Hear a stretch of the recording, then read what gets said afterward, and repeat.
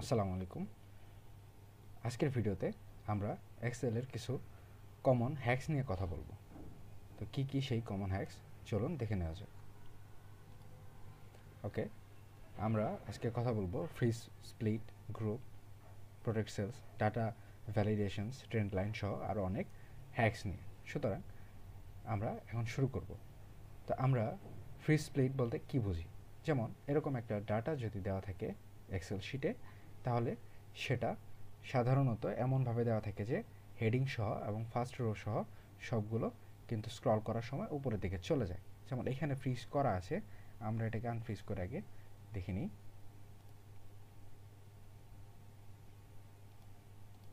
যেমন এখানে আমাদের কিন্তু প্রত্যেকটা ডাটা কিন্তু আমাদের স্ক্রল করার সাথে সাথে উপরের দিকে চলে যাচ্ছে, এই যে উপরের দিকে চলে যাচ্ছে। সুতরাং আমরা এখন কি করব, কি করলে আমাদের ফার্স্ট রো সহ আমাদের হেডিংটা যেন কনস্ট্যান্ট থাকে এবং এই অনুযায়ী আমরা স্ক্রল করলেও যেন নেক্সট ডাটাগুলো আমাদের হেডিং অনুযায়ী গুছিয়ে দেখতে পারি।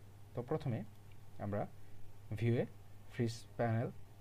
ফ্রিজ প্যান্স এখানে চলে যাব, গিয়ে তারপর এখান থেকে ফ্রিজ টপ রো এটা সিলেক্ট করব। ওকে, তাহলে দেখলাম আমরা টপ রো আমাদের ফ্রিজ হয়ে গেছে। তাহলে আমরা চাই যে হেডিংটাও আমাদের এখানে ফ্রিজ হোক। তাহলে আমরা কি করব, আবার ভিউয়ে তারপরে স্প্লিটে যাব, স্প্লিটে গিয়ে স্প্লিট সিলেক্ট করব। তারপর এখান থেকে আমাদের লাইনটা টেনে দিব নিচের দিকে। আমরা যতটুকু পর্যন্ত ফ্রিজ করতে চাই ততটুকু আমরা এখানে টেনে দেব।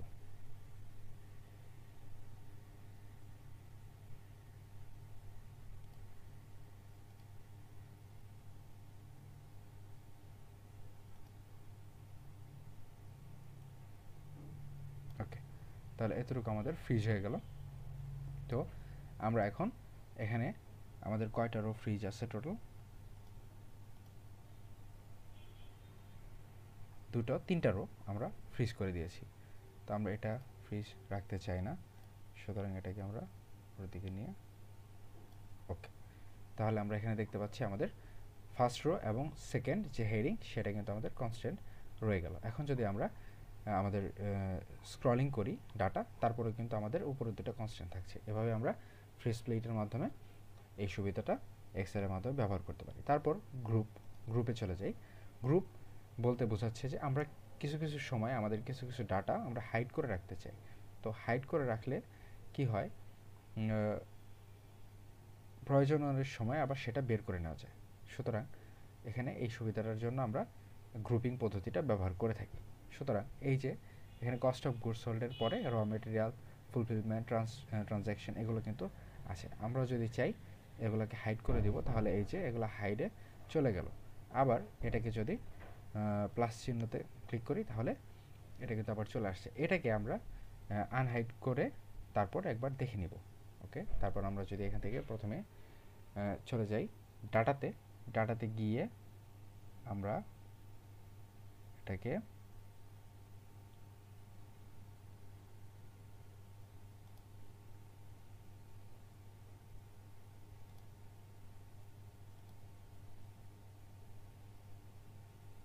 এই যে আমাদের গ্রুপ অপশনটা আছে এখানে, আমরা আগে প্রথমে আনগ্রুপ করে নেব।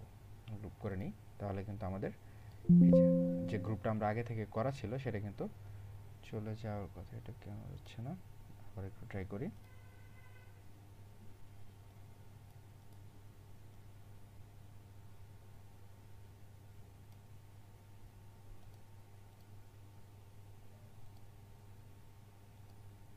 ওকে, এখন কিন্তু আমাদের আগের থেকে যেটা করা ছিল ওটা কিন্তু চলে গেছে। এখন আমরা দেখব নতুন করে কিভাবে করতে হয়। সুতরাং এটা আমার সিলেক্ট করা আছে, আমরা যাব ডাটাতে, গ্রুপে গিয়ে ক্লিক করব, আমাদের কিন্তু আবার গ্রুপিংটা হয়ে গেল। তো এখন যদি আমরা যখন প্রয়োজন অনুযায়ী আমাদের ডাটাগুলো লাগবে তখন আমরা বের করে নিব, আবার যখন লাগবে না তখন আমরা সেটাকে হাইড করে দেব। ওকে, তারপর যাই প্রোটেক্ট সেলের ক্ষেত্রে আমাদের কিছু কিছু সেলস আছে যেগুলো আমরা ইকুয়েশন অ্যাপ্লাই করার মাধ্যমে নিয়ে আসি। যেমন এটা যদি দেখি, তাহলে আমরা এই ইকুয়েশনটা অ্যাপ্লাই করে কিন্তু এই ফলটা নিয়ে আসছি। এখন আমরা যদি চাই এটা আমরা কাউকে এডিট করতে দিব না, বা কোনো অযাচিত ক্লিক লেগে এটা যেন চেঞ্জ না হয়ে যায়, এটাকে প্রোটেক্ট করার জন্য আমরা একটা ফর্মুলা ইউজ করি, সেটা হচ্ছে প্রোটেক্ট সেল ফর্মুলা। ওকে, তাহলে আমরা এটা ক্লিক করলাম, তারপর আমরা কিভাবে এটাকে ফ্রিজ করব, সরি এটাকে আমরা প্রোটেক্ট করব। প্রথমত আমরা যাব রিভিউয়ে, এখানে দেখতে পাচ্ছি প্রোটেক্ট শিট, প্রোটেক্ট ওয়ার্কবুক।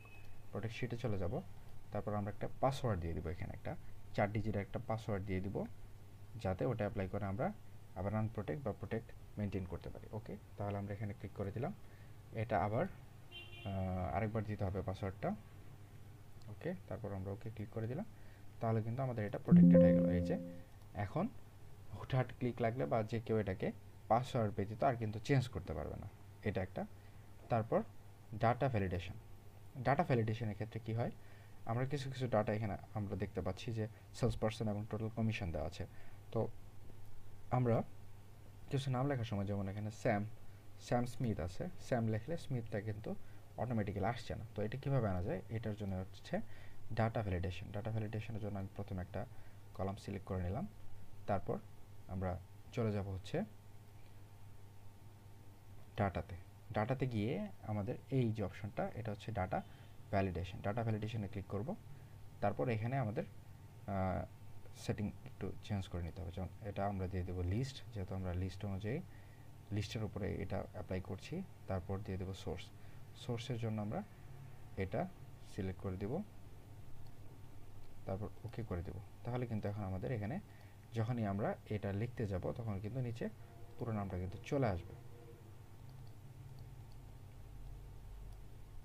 সুতরাং আমাদের আর ডাবল ক্লিক এখানে বা ম্যানুয়ালি পুরোটা লেখার প্রয়োজন হচ্ছে না, এটা একটা সুবিধা। তারপর আছে ট্রেন্ড লাইন। ট্রেন্ড লাইন কীভাবে বের করা যায় এখান থেকে ডাটা সিলেক্ট করার মাধ্যমে। তো আমরা এখানে প্রথমেই দেখতে হবে যে আমরা কোন স্পেসিফিক ডাটার ট্রেন্ড লাইন এখানে আমরা চাচ্ছি। তো এই জন্য আমরা প্রথমে একটা ডাটা সিলেক্ট করে নিব। যেমন আমরা সাপোজ স্পেনের ফুল ইনফরমেশনটা আছে, এটা আমরা সিলেক্ট করে নিলাম। তারপর আমরা এখান থেকে ইনসার্টে চলে যাব। ইনসার্টে গিয়ে এখান থেকে আমরা রিকমেন্ডেশন চার্টে গেলেই আমরা ট্রেন্ড লাইনটা এখানে পেয়ে যাব। আমরা যদি এটাতে সিম্পলি ওকেতে ক্লিক করে দিই, তাহলে কিন্তু আমাদের লাইনটা চলে আসছে। এখানে আমরা যে ডাটাগুলো সিলেক্ট করেছি ওই অনুযায়ী কিন্তু একটা লাইন আমরা এখানে পেয়ে গেলাম। তো এভাবে আমরা ট্রেন্ড লাইন এখান থেকে নির্ণয় করতে পারি। তো ভিডিওর এই পর্যায়ে আমরা দেখব ফর্মুলা নেম যে হ্যাক্স, এটা ব্যবহার করার কি প্রসিজিওর। ওকে, ফর্মুলা নেম ব্যবহার মানে হচ্ছে যে এটার মাধ্যমে আমরা আমাদের ইচ্ছা মতো ফর্মুলা জেনারেট করতে পারি। এক প্রকার যে এটা আমরা আমাদের ইচ্ছা মতো ফর্মুলা জেনারেট করে সেটা আমাদের ইকুয়েশন যখন আমরা অ্যাপ্লাই করব তখন সেটা ইউজ করতে পারি। যেমন এখানে যদি আমরা রেভিনিউকে সিলেক্ট করি, তারপর এখান থেকে আমরা ফর্মুলাসে চলে যাব। ফর্মুলাসে গিয়ে এখানে আমরা ডিফাইন নেম এটাতে চলে আসব। তো ডিফাইন নেম এটা যদি আমরা রেভিনিউকে শর্ট করে রেভ দিয়ে আইডেন্টিফাই করি এবং সেটাকে যদি আমরা ওকেতে দিয়ে দিই, তাহলে আমরা যখন নেক্সটে কোনো ক্যালকুলেশন করতে যাব, যদি আমরা REV দিই তাহলে কিন্তু আমরা সেখানে এই রেভিনিউর অপশনটা কিন্তু এই যে রেভ অপশনটা কিন্তু আমরা পেয়ে গেলাম, যেটা আমরা নিজেরা জেনারেট করেছি সেই অপশনটা কিন্তু আমরা এখানে পেয়ে গিয়েছি। সুতরাং এভাবে আমরা আমাদের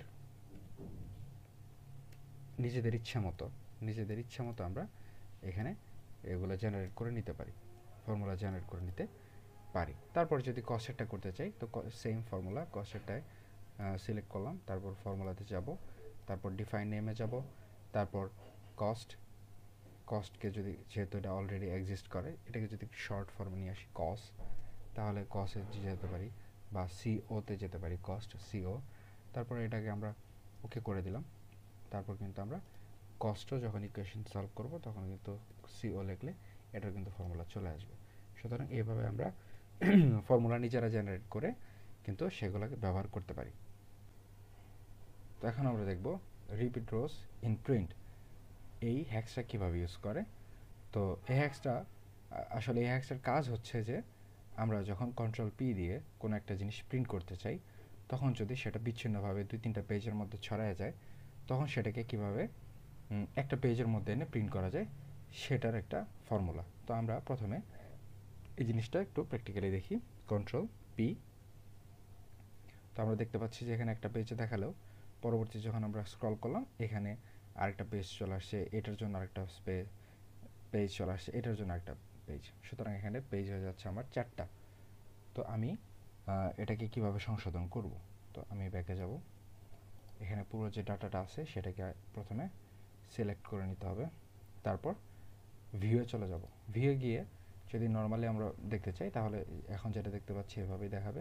যদি পেজ ব্রেক প্রিভিউ দেখতে চাই তাহলে কোন পেজে কতটুকু অংশ এখানে গেল এটা কিন্তু আমরা দেখতে পাচ্ছি।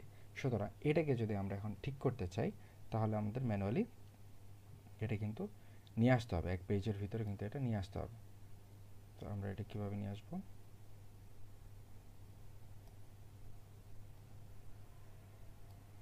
ওকে,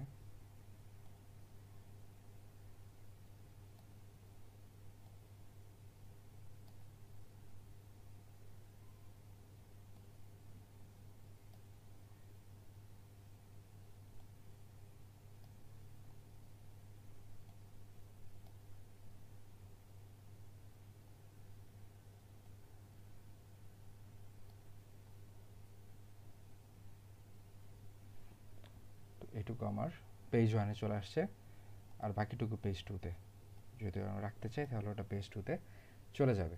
সুতরাং এভাবে আমরা 3-4টা পেজে যে বিচ্ছিন্নভাবে ডাটাগুলো ছিল সেগুলোকে আমরা শর্টে নিয়ে আসতে পারবো। এটা এক পেজেও হয়তো নিয়ে আসা পসিবল, চেষ্টা করলে সেটাও করা সম্ভব। সুতরাং এভাবে আমরা রিপিট রোজ ইন প্রিন্ট এটা এই ফর্মুলাটা ব্যবহার করে এভাবে আমরা প্রিন্টের সময় আমাদের সুবিধা মতো পেজে ডাটাগুলো নিয়ে আসতে পারি। এভাবে আমরা এই ফর্মুলাটা ব্যবহার করতে পারবো।